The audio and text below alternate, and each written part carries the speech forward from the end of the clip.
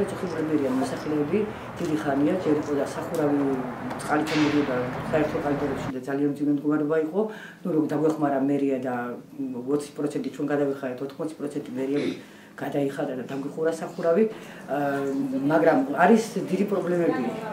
Корпусе არის გადახსნილი, მაგისტრად მასეთი მოშენება იყო მეორე მხარესაც და 65 წელში 1975 წელში ჩამოინგრა ის ნაწილი და ახლა ესეც მდგომარეობაშია, ესეც რთულ მდგომარეობაში.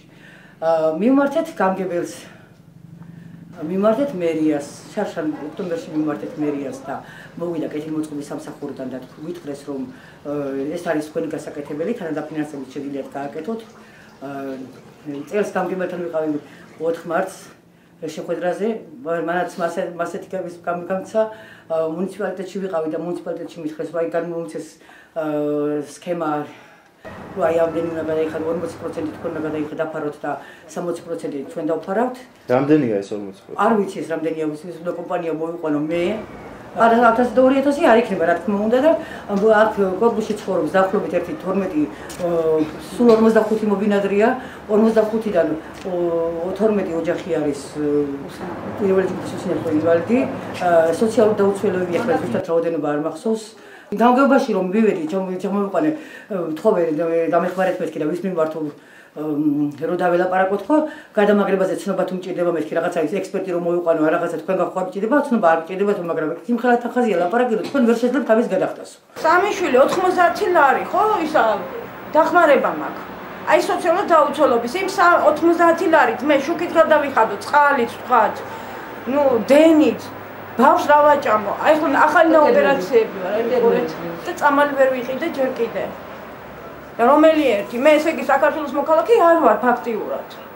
ვის მიმართეთ დახმარებისთვის გრიგალაშვილს პირადად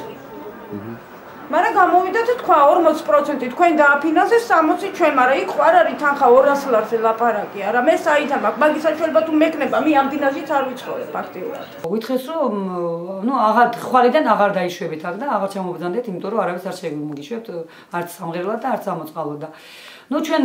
მივმართეთ პრეზიდენტის ადმინისტრაციას, მივმართეთ მერიას, მივმართეთ, ანუ გამგებელს, ყველას მივმართეთ, თუ ვინმე შეიძლება და მიგვემართა, თუ ვინმესთვის შეიძლება და მიგვემართა და ბოლო-ბოლო ყურადღება არ იყო ჩვენი წუხილი და ორი თვე ასე გაწამებულები ვალებით, ზოგი ნისიებით, ზოგი ასე გავდიოდით. ითულებულები გავხდით რომ მერიაში მივსულიყავით და დამსხტარიყავით, იმიტომ რომ შიერი სახში იჯდებით თუ მერიაში რა მნიშვნელობა ჰქონდა ჩვენთვის და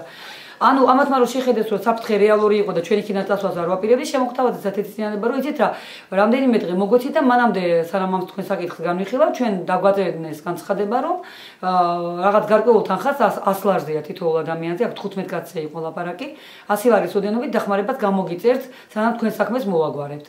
მე ეს განცხადების პასუხი მოვიკითხე განცხადება ოფიციალურად შევიტანე ჩემი სახელით შევიტანე 15 კაცის ხელმოწერა კი არის და მინდა გითხრათ რომ იქ თვითონ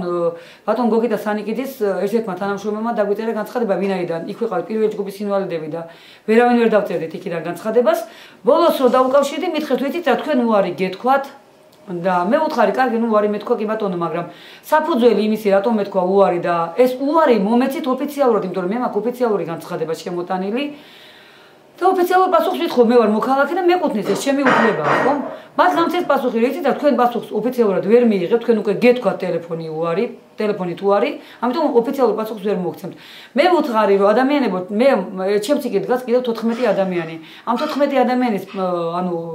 შეურაცხყოფის საგანი მე არ უნდა ვიყო შეიძლება ზოგმა დამიჯეროს რომ მე არაფერი არ ამიღია იქ და ნამდვილად უარი იყო შეიძლება ზოგმა არ დამიჯეროს ხო ამიტომ მე რომ დაზღვეული ვიყო მინდა ეს ოფიციალური უარი თქვენგან უარი და საფუძველი იმისა რატომ მითხარით უარი ასე მითხრეთ რომ იცით რა თქვენ გქონდათო ბატონ გოგიტასთან შეთანხმებაო რომ თქვენ თუ მეტროში არ ჩახვიდოდით იმ შემთხვევაში მოგეცემოდათ 100 ლარი და რა მაინტერესებს იცით ეს 100 ლარი რამდენხანი ეყოფა თითოეული მათგან ანუ მერიის ჩინოვნიკებს ერთი 100 ლარი მათი დღის საკმარისიც არ არის